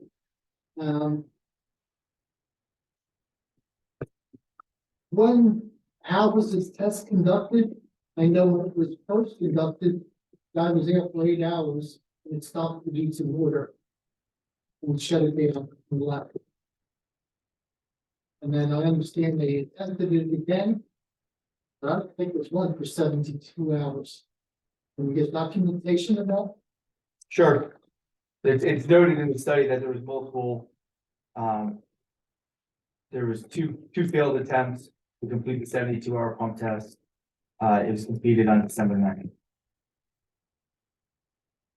And why were they failed? Hence, I don't have that documentation. so if it just ran out of water, does that mean it failed? That's not necessarily what it means. The amount that you're required to pump is in excess of standard usage. Usually. So like just so you know, some wells only are like 1 gallon a minute or 1 or 2. So if they're below our ordinance, then they just stop because they know they can't meet. Doesn't mean there's no water. Back to 200. They shift gears and then, they know. But they know they can't. They have more to do it, so they make it, they have to find it, make it work, or else it wouldn't be here. Well, it saves money and time to get reset up, so it doesn't mean there's no water. The test is intended to stress the system, the maximum that it would be stressed. So, and I'm talking about the whole well network system in the community. So the intention is that you can't stress it as much as it needs to be stressed to meet the ordinance. Just stop and start again. I mean, the drawdown on lot 3 and 5. Lot 5 was 9. So one of the wells down 9. Gentleman in the back, Bob Goldman, live on with my wife. I think it's a no-brainer on how this light pollution sheet is on. And that's what Mr. Patsadanti's operation. Patsadanti's company is a big practice. But he's been able to keep up and homes, he's been able to sell. Because we preserve this. Because we can get it. People that come here for the same reason we're here. Is because this is, a beautiful section of Bucks County. It's quiet. It's basically dark. And we want to see it, continue. And so, I would submit to Mr. Patsadanti that when he's selling these homes, there's not going to be one buyer who's going to say, I'm not going to buy that house. It's just not going to happen. So what we're seeking from Mr. Patsadanti is he becomes a good neighbor to us, that we are up and sell us homes, he wants to how we maintain. So if all it takes, Mr. Patsadanti, is to put this into a homeowners association. So there's a level of protection in the future for the neighbors. Oh, it's not going to hurt you financially. It's going to be a guidance to the people who buy your places and what they're expected to maintain in their area. And you'll be well respected in our area by doing that simple thing. So I think it's in your hands, yes. And I would submit that it's not difficult to do. You'll sell these homes, you move on to your next project, and you've made a lot of people happy. So can we get your cooperation on that? And what it would take is to sit down with somebody like Debbie or Craig and explore what those limitations are on light. We're really concerned. Respond to that? Yes, if there was some way that made sense that that can be done, I would be open to hearing it and trying to include it, but I don't know how to enforce it. That enforcement then become township or the association or the neighbors, how would that work? My question is, if I'm telling you, if you're buying a house for me, you can't have excessive uplighting. And I retire, I pass away, whatever. What happens? HOA document Yeah. is. Well, we need to establish. Put it on your professionals. We can, if you're willing to work with us, I think it'd be up to you, like that, we. If it reaches a certain measurement. There's some threshold, we can't, we don't have it in the books, it'd be the first time we did this, but Yeah, I'm willing to work with. That's nothing, all about the HOA, but if it's an additional. It's Yeah, a so it would be the HOA, it doesn't matter if you could put this whole project to somebody else, ultimately would be a condition of this plan approval. A note on the plan. Beyond, if, way beyond. notes. So Notes like if it is, could Be a whole agreement. if it is above, excessive Right, exactly. excessive lighting. The lumens? Yeah. Maximum lumens, like. Yeah, But Craig's point is correct. It's these lights that are used, they're not hitting the light scale. Like you're not getting two book candles in the house. this. We don't have a big measure, that's one, there's no, it's impossible to go try to measure, of a house or what the light pollution is. There'll never be any light pollution on the property, that means be any light. But the lumens, maybe we can, whoever said that, maybe you can control how, what the lumens are, any, like any, and have a maximum that we can all live, with, have that kind of HOA and plan. that's maybe a solution. Yeah, We're definitely sympathetic, I mean. Yeah, we maybe understand, we understand. Our respect our privacy. But perhaps, like Greg said, we could come up with. or even limit how bad PL would be. Unless it's all approved by the HOA and then they come back to. Like, again, how much on the uplighting low lights you can have. There are dark sky organizations that have modeling. And also have manufactured products that address dark sky issues. For lighting, fixtures, things like that. The resources out there, Bob pointed out, maybe Mr. Castellano professionally put together his ordinance, it's not reinventing the wheel. These things exist and apply to the HOA, and they can be part of the destination. Which is enforceable internally within the organization and again, fire, just like you have low flow faucets and things, there are lighting fixtures that are dark sky.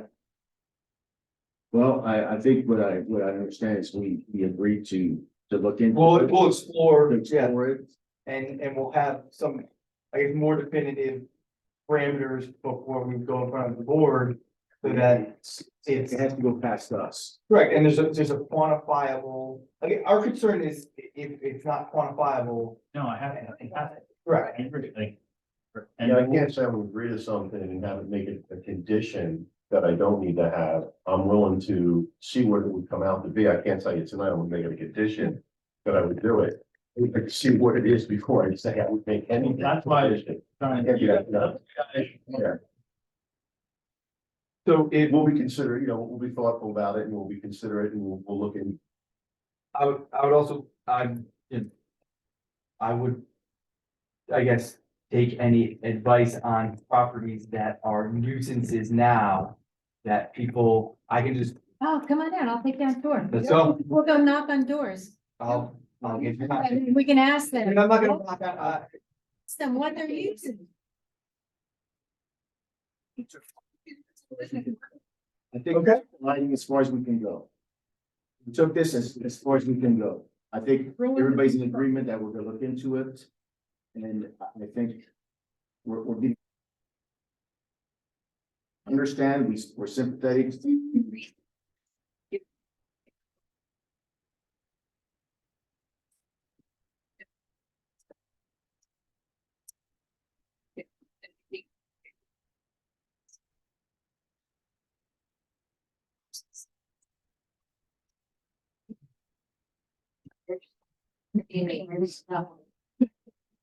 And we can look at it for Okay. ordinance. Couple more questions, sir.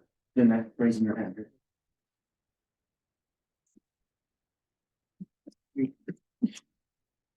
And let me start by saying something about why we're here and what's going on. Nobody wants things that are antagonistic. And I think we're trying to avoid that. If everybody gets some credit. But this project was put forward in a way that was not community. Was put forward. Far as I know, someone who bought this property. Well,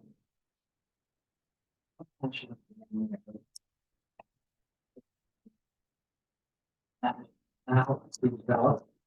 At a lot of profit. That makes them have music education. All these areas welcome. Somebody who came in, wanted to join the community. Have the same values that make this community great. So. I'm not here. So. People in this area around the pretty upset. That's coming out here tonight. People are trying. So forth, but people are pretty upset. I don't know whether that's whether the situation is right. This project has a whole bunch of problems with it. One has been addressed fairly thoroughly. We see some desire to cooperate on that.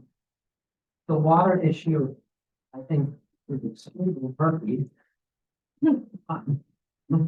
Well, it's murky in the sense that, you know, these tests, I don't know what it means. People are gonna get some money if their wells run dry. What kind of thing is that? People talk about it. Indemnifying owners if their wells don't work after something has happened. Doesn't do anybody any good.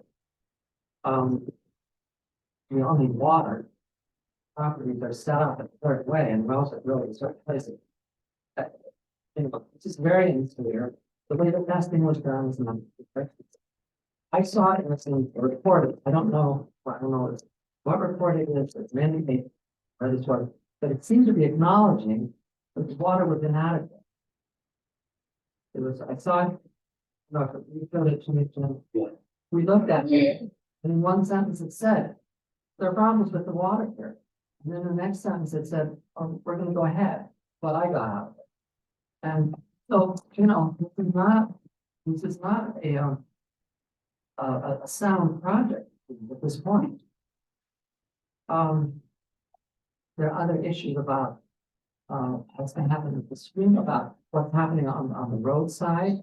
I mean, we know that area inch by inch, and there is no room inside of that road. I don't know what they're talking about. Shoulders and stuff, drainage ditches there, people's lawns go out there, people have carefully worked that out over years. Is that gonna be somehow, you know, I don't know what they're planning to do with that. 2 feet, I don't think there's even 2 feet there.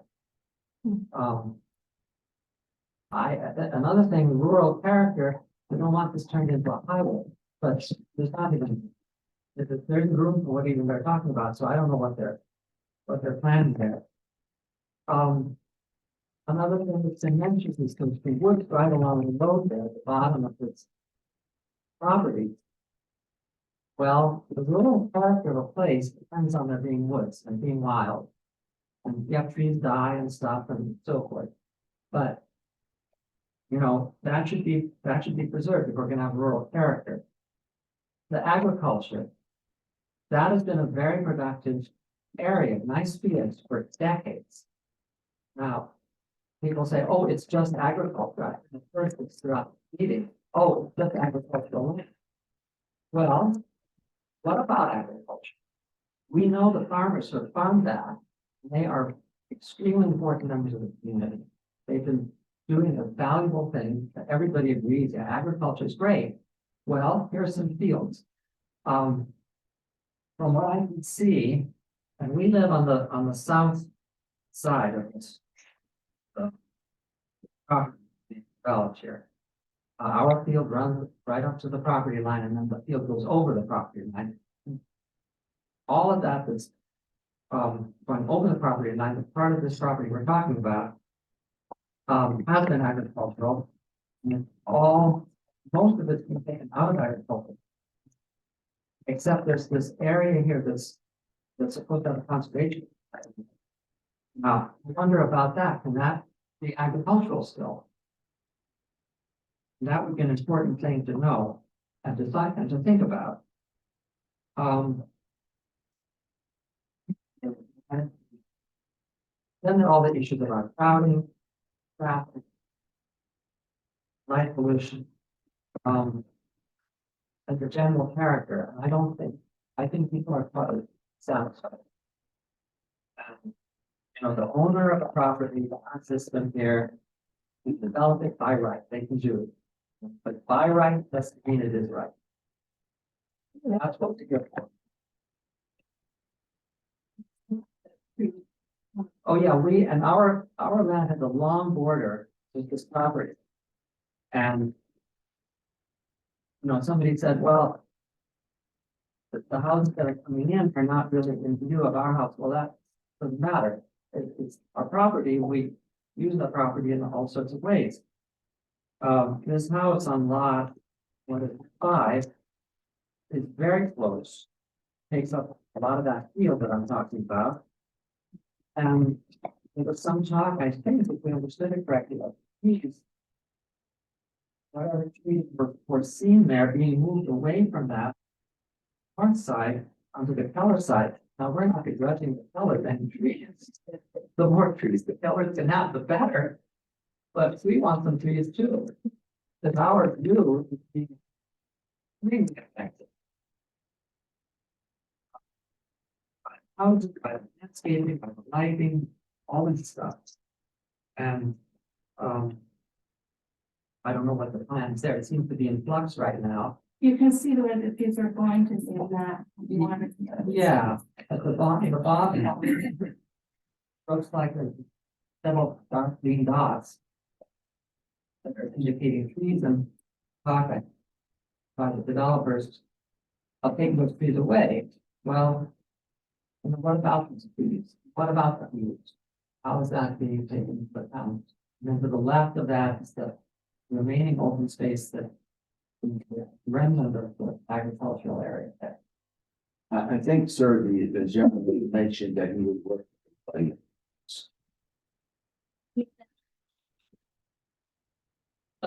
Which is not true. There's their house, there's my house, there's their house. We can see across those fields far. Because it's been farmed everything. Here, the right in the trees, we're really talking about this here. If I have to put in all these trees here seem to be just smacked up against the pines that are already there. They don't make a lot of sense. Maybe we could take them and put a couple here, you know, dividing this. Look at all these. There's a lot of trees here. And I wasn't necessarily talking about this, but if you look at lot 5, there's a ton of trees right here. Like, I don't think we really need them. Or if we said, hey, can we relocate 10 of these? Which 10 would you pick, Joe? I'd say, you know, maybe 3, 4, 5, 6, you know, because there's a lot, this is all trees in here. So maybe put them somewhere else. Like these pockets here are filled already. There's so many trees there. If I left them just the way they were, I think they would do a heck of a job for what everybody's looking for. So I don't have a problem with that. You did say a lot of things in the long list, and You got some stuff wrong. But I'm willing to answer it.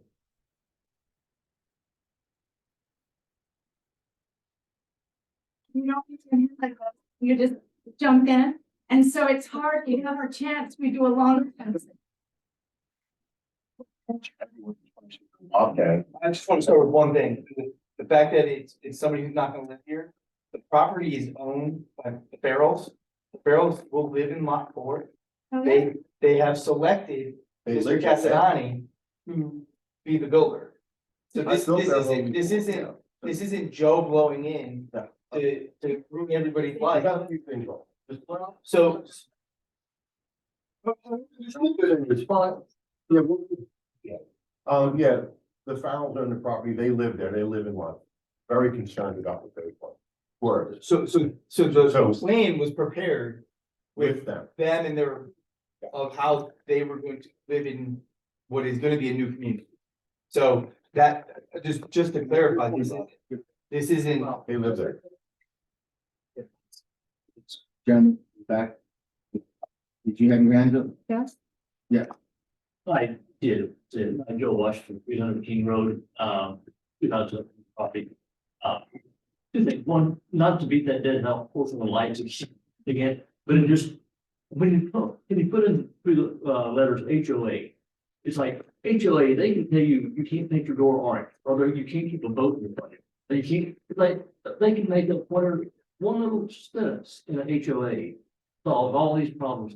I think it would be a lot simpler to put that sentence in the HOA, opposed to having to do some big township approval and all the other kind of stuff. It's just, don't overcomplicate that. That's just, figure out some mutual term and you say, just like, you can't keep your trailer in your front yard, just put that in the agreement with the HOA. But the other thing is the well, and you touched on it just a little bit. It's very vague to me to understand, how can I tell 3 years down the road, my well is that I get water out of it most of the time now, maybe go dry once every now and then. And okay, what's to say that, hey, it used to go dry once a year, now it seems to go dry 3 or 4 times a year. How can I prove that I was affected that way? And if you're talking to you. Yeah, so So the criteria of the testing that was done was extreme measures, extreme, way beyond anything that would happen normally. And everything around it was kind of tied into that to see if it affected anything. If it had affected anything in its extremity, which is beyond anything that would normally happen, it would have showed up and failed. The test would not be, if they couldn't meet the criteria, that means there's like almost no chance, very little chance, and like Craig said, they've never had an issue where someone has, had to have money drawn to do it. The add-on at the end of it, after doing all that and making sure that it affected nothing whatsoever is, and by the way, on top of that, put money in an escrow in case something ever happens. I mean, we're going to a point where in history, the township has never had anybody file a claim or have to pay for a well or touch any of that money. So to answer the person that says, well, what about the 10 or 20 or 30,000 that's there? What if that's gone? How does it come back? First, you got to get there to where it's really legitimately that person's problem. If someone's well goes dry, you're going to have to kind of prove it was part of this. Like, this very extensive study that we did, you're going to kind of have to say, well, if you're further down the way, it really wasn't us that caused it. The study shows that wouldn't have happened. And if it happened, it didn't happen because of this. That's why it's going to be kind of hard to get that money if anybody has a problem, in my opinion. I just don't see how. Totally. So the study is extreme, way beyond anything you'll use. Extremely. Nobody asked me if. That's what you gotta think of to make everybody safe in here. But I'm just saying, nobody asked anybody in the area. In the study about the oil well. Yeah, the part of the study is that they have neighbors, yeah. There was actually a mail out going, all within a certain distance, understand, you're 2 miles away. what is your house? Yeah, So there's a mail out there before we do it. All the names are notified. Some of them we approached and denied it and said, no, we don't want to bother. And we hadn't actually, well, we had enough to do the study on the site because we had enough land and we had at least 4 wells. We went beyond that and got 4 wells off-site also. We went beyond what the study asked for, so that this could be discussed as pretty much done. Is that That's study great, Chuck. electronic? Is it? Yeah, I have a copy of it. Jeff Mhm. Furman, 415 King Road. I am directly across the street from Lot 1. Valley Environmental Services had me fill out the form to test my well. And because I'm an old farmhouse and my well is below ground, I have access to my basement, they refused to test my well. I'm very concerned about the water and the wells. I referred to the March 1st Gilmore and Associate memo to the township that says none of the test wells reported in the study have been identified as having an adequate supply of water even after hydrofracking. The conclusion is inconsistent with the results of that pumping test.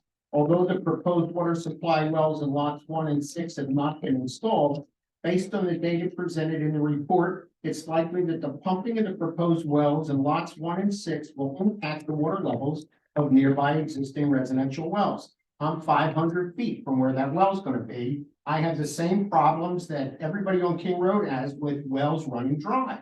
And it's a big concern. Lot 1 is right across the street from my house. I'm very concerned about that. I'm also concerned about the erosion in the creek area there from the runoff. It's, you see what's going on with that buffer zone. I'm very, very concerned about that.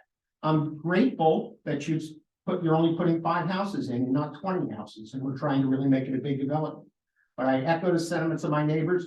Keep it consistent with the area. We've all lived here a long time. This is a shock to our system. I lived in my home for 44 years. King Road had stars up and down it when I lived there, and they're slowly disappearing. I'm concerned about the lights, just like my neighbors.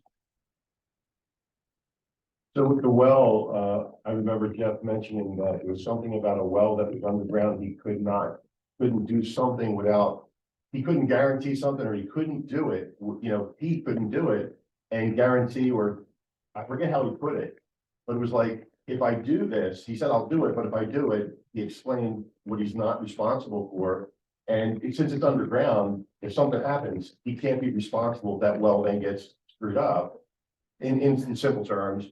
And you're like, no, don't do it. No, I don't blame you. As far as erosion and all that, believe me, we're gonna have that covered. But, you know, that buffer out front, widening the road 2 feet is going to clean up things there and make it a little nicer without being extreme. And we're not going to take any of that natural stuff away. Everything is staying there. We are not touching anything there. We might clean it up, but that's all we're allowed to do. And as far as the well, when it does get drilled on lot 1, I don't know how to say it other than to say, I share your concern if there's going to be an issue. That well isn't drilled yet. There was an existing well down there, but the 2, 3, and I believe 5 were drilled and 4 exist. So most of them are in, but 1 and 2 aren't. So the study says, even though there's things like, okay, this failed today, we moved it over. You know, you could drill a well here and go down 500 feet and not get anything. You could drill a well over here, 100 feet away, go down 300 feet and get 12 gallons a minute. So ultimately, the test isn't about surface, it's about what's under there, and that's what they're looking at. And, you know, it's pretty, I don't understand it all, you know, I know it costs a lot of money and it's pretty expensive. So you can get copies of all that stuff. We're being told we're meeting all this criteria so that we can be sure that that's not going to happen. And there's also going to be the escrows. I just don't know ultimately if there's really going to be a problem that's going to be caused by what we're doing. As far as the lighting, again, I'm willing to, it makes sense to me that maybe in a homeowner's thing, we can come up with something that talks about, lumen, at what kind of lighting use, not to exceed something. And, you know, the website's a good thing, like I can look at this thing. I don't mind putting something together that says that. I can't say to somebody you can only have 7 lights, not 12, but I can say something like, you know, the association can monitor lumen, certain lighting, or not how many, it's kind of hard, but, or placement can't be higher than, or, you know, like more than a certain height. And I think lumens is the answer. Craig said, you know, and I think that's a really, like, that's great. If we have like a limit where you can't have a certain, you know, that's easy to kind of see and enforce. 10 o'clock's a little rough. Tell people to turn their lights off at 10. You know, I don't think you all do that. You know, if you guys are out a little bit late. Listen, you can choose to go to bed at 8, you know, I'm going to bed by 9, but I can't tell people by 10 o'clock to make sure it's the line. Because I agree to come a little later, right? So you don't put the lights on. Matt, one more question.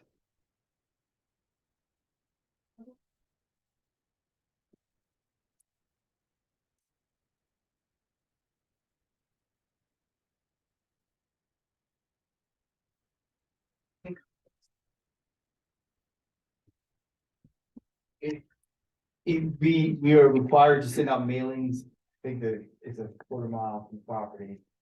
Is it documented? Who's it- who It's they documented, include? that Okay, so documentation let's see, provided. let's see, it should be in the study. Maybe- You have to, I think it's by everybody within whatever the radius is, I don't have the order. and basically you say you're doing a study, who you want to be And monitoring. you can have to document all that. Then have to document have all that. Township. Where's the list come from? You know, I ask that because I don't know too. Like, where does that list come from? Is that provided by the township or do you create a list? We can, again, that should be in the documentation that's submitted. And. we will- Does it look like junk? Oh, it doesn't. Easy for everybody.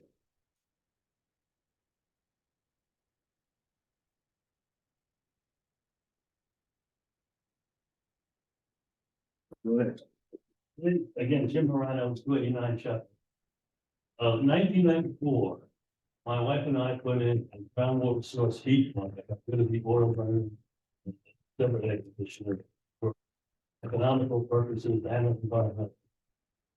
Requirement for that HVAC system is that it supply 9 gallons a minute. We're on the edge of it. We can't sustain any decrease in flow, otherwise we have no heat. I don't see how, for instance, this board can give approval until this issue is solved. I mean, Greg's letter said it's going to impact the local wells. You can't approve that until that issue is resolved and you have a plan for mitigating the problem. And on the lighting thing, it's more than just lumens, it's direction. It's up, it's sideways. It's not simply intensity, it's also direction. So, sir, let me, we do not give any approval. We are not the final say. Understand, but. We're just going by right. They have the right to develop following the guidelines, the zoning ordinances, and everything else we're asking them to do. That's all we're responsible for. We're gonna forward a recommendation based on all the contingencies that you stated, that we've stated today, looking into the HOA, looking into the wells. So we're not by no means the final authority. That would be a condition. That would be a condition, that we're gonna recommend. It seems to me that the whole list. Yeah, I mean, it's. And next door neighbor had to pack his well to get 3 gallons of. My well is 150 feet. So I went into trouble with the well, I have no heat. No, our recommendation is gonna be based on the conditions, if they're all met. That's gonna be, that's the limit to our. Yeah, there's one other thing, okay. The report from Gilmore says the bridges on King Road and Keller Road can't handle heavy construction. And No, Keller can. Keller can. Keller can. Sorry. 26. 26 But tons. I know Chapman Road came. So it's only like that. Take good pictures of the front. We think it's, is there a plan in But preparation, but how do I handle this? Oh, logistics. So I can answer some of that. I know that truckers are, they're looking at a list, they're looking at things because I built on New Galena Road. And they couldn't come down King to get to New Galena to do the house we did at 152. So, yeah, they would often call and say, hey, we're gonna be a while, we gotta go around. So those truckers are aware of those certain things. And that's a big fine if they go over, you know, a bridge that they can't go over. So I think that's already in place, like the fact that, you know, that whole thing is in place. You can't have cops stand out there every day, but, somebody gets caught doing that, they're in big trouble. So I think that's all. Some of them are. Well, I mean, yeah, they got to drive the road, so they got to drive the road. Everybody's got to drive the road. Somebody gets patio, you know, somebody drives down with a truck full of patio stuff. I mean, you got to drive down the road. So you're building a house, you're putting an addition, and some of these people have. You know, there's certain ones that can't. It's beyond our control. Job, we're not taking a lot of trucks, a lot of. Yeah. Like, the earthwork will balance, we're not gonna be soil off. Fucking any soil on. Correct, like, we're stone in for the septic systems, just like anybody who's developing anything. You do a patio, you wanna do a pool, those, everybody deals with these things. We will address it, if it becomes an issue where our lumber is quicker in a box truck as opposed to tractor trailer, we're gonna have to do. You know, we have to pay that upcharge and we're willing to do that.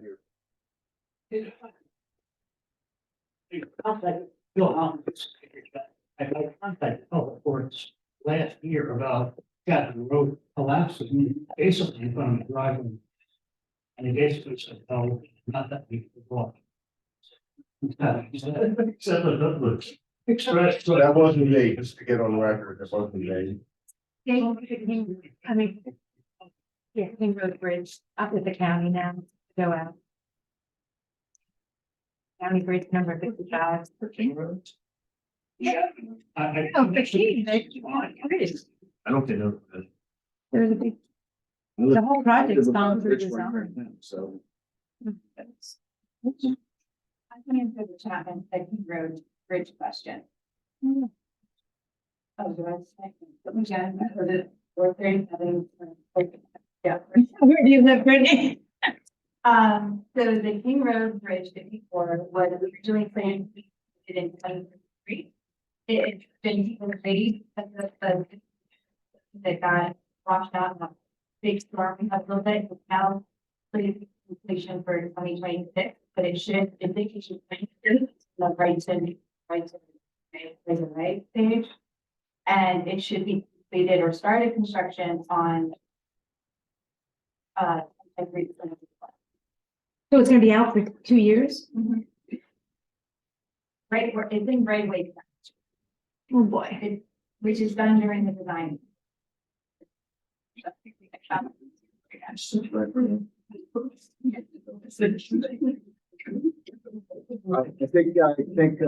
heard you. It looks like everybody's willing to work with the neighbors. And some answers that you need, I think we'll get those for you. Certain people requested documents, you have the right to know. With that said, I'm going to ask for, you're here for, doing it fine, correct? That's correct. I'll make a motion. All right, hold on, you got other conditions? Oh, he'll say the condition. All right. That's Not mine. This is a good one tonight. I usually can. No, okay. Yeah. You said, like, work with neighbors, but no. Well, I'm saying, let's go together. We're gonna pass the motion. The next big step is a board of supervisors. I mean, I You recommend. haven't heard my motion. Motion on the floor.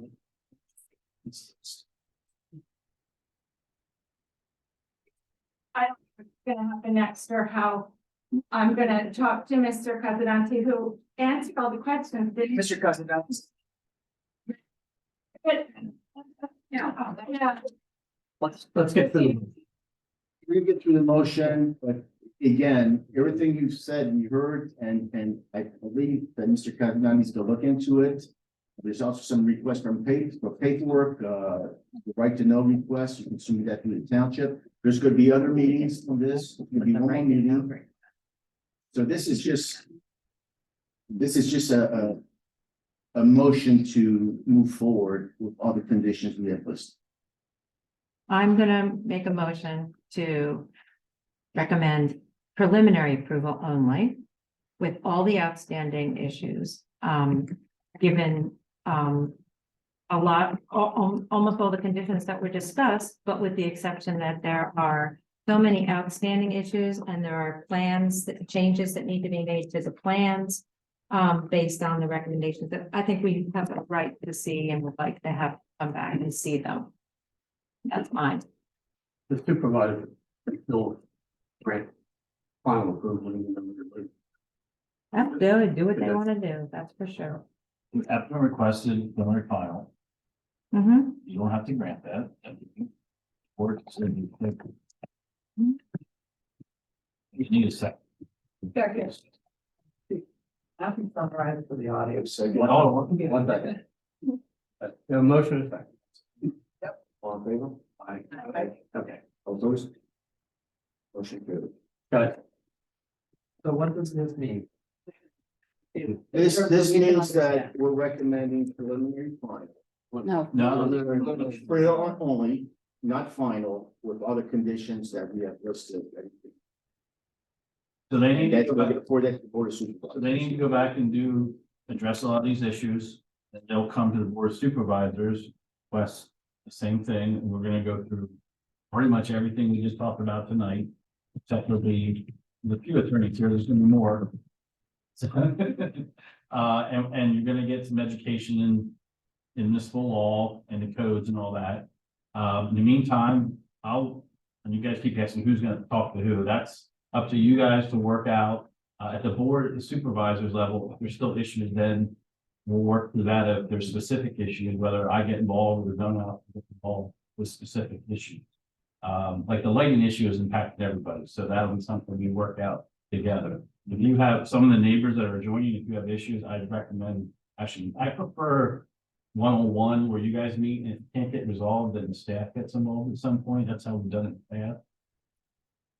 Much easier. Joe's very easy to work with, and to be honest with you, I'm glad it's Joe, a developer, a custom builder versus Toll Brothers, NV Homes. I mean, there could be a lot bigger issues we're dealing with, and I'm not minimizing all this stuff, but Joe's accessible. He'll meet with whoever. I'd rather you guys meet out the site, work it out, and then Joe will relay any of those concerns to the engineer, and then he'll mark those up. We'll discuss them, and then hopefully they'll present that stuff. They can table it, they can. My motion is that it would come back to the It would planning come back commission again. again. Well, not, they go to board first. No, I know, but I Then mean, they have to for final. again. Supervisor could say they're all the resolution. Two steps, there's two steps. If it goes to the board for preliminary approval and they grant it final approval, then it's over. Okay? With condition. Oh, yeah. Oh, God. So anyway, that's, but my hope would be that everyone would be able to convince the Board of Supervisors that it needs more work.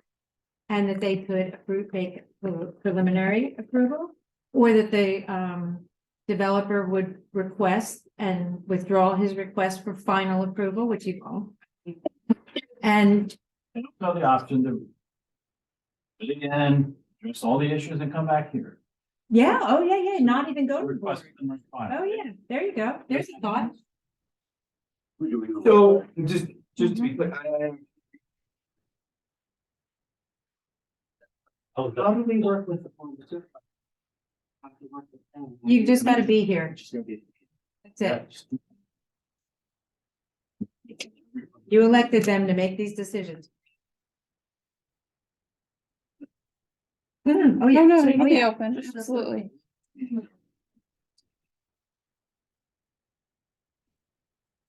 Just to clarify, there are waivers we're requesting, but the items of concern are not waivers.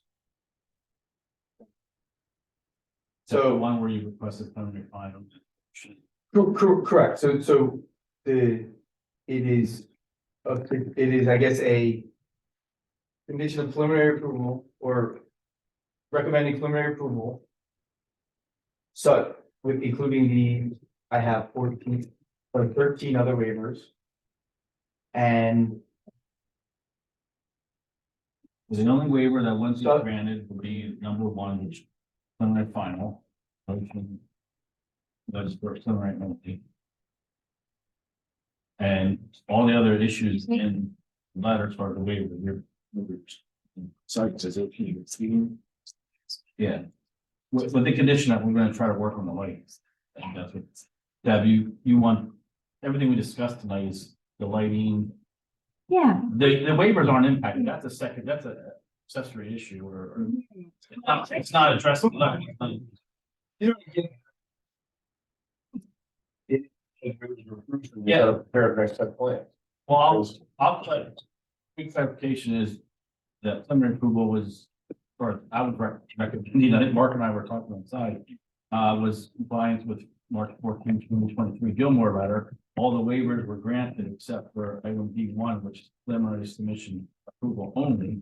And then. and the partial, or anything you And in recommended. addition to those waivers, were two partial waivers we discussed, parking, the mill and overlay, the mill and overlay, driveway runoff, and the driveway pipes. the driveway lights. So those waivers were added. And then, the lighting issue discussed tonight will be worked with township staff and work with developer. The applicant will working us draft conditions for the lighting to address the neighbors' concerns. Landscaping, I think we're already covering my letter to address landscaping along the road. The rain gardens and then the rain gardens, you got to comply with fire marshal. And obviously HOA will be created because the road right away was not dedicated. I don't have a fire marshal's letter. I don't know if he issued one yet or not. He said he didn't have any issues with the plan. He didn't issue a letter, but he said everything from the previous one was. I believe that was it. It's just a site visit. So. That motion didn't pull anything out.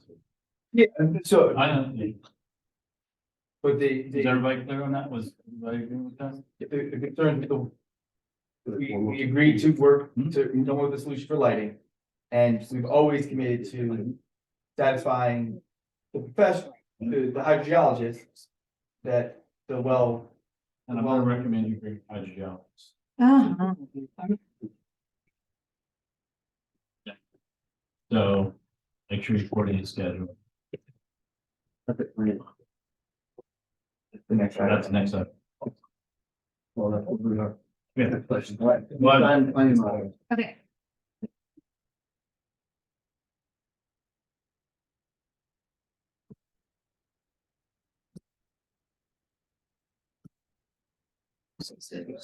That's still have to do with it.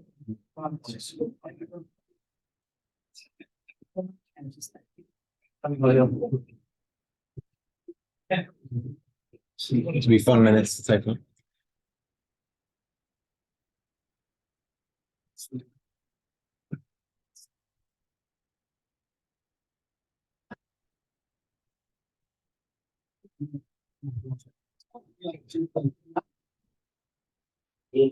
Yeah, right. So I know these. Not that it affects the forum, but just. So I need to. Mark.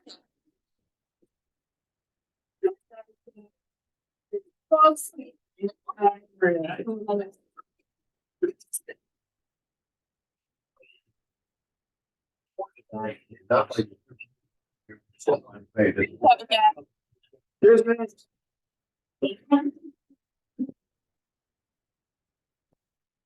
So we still have more of our meetings to go over.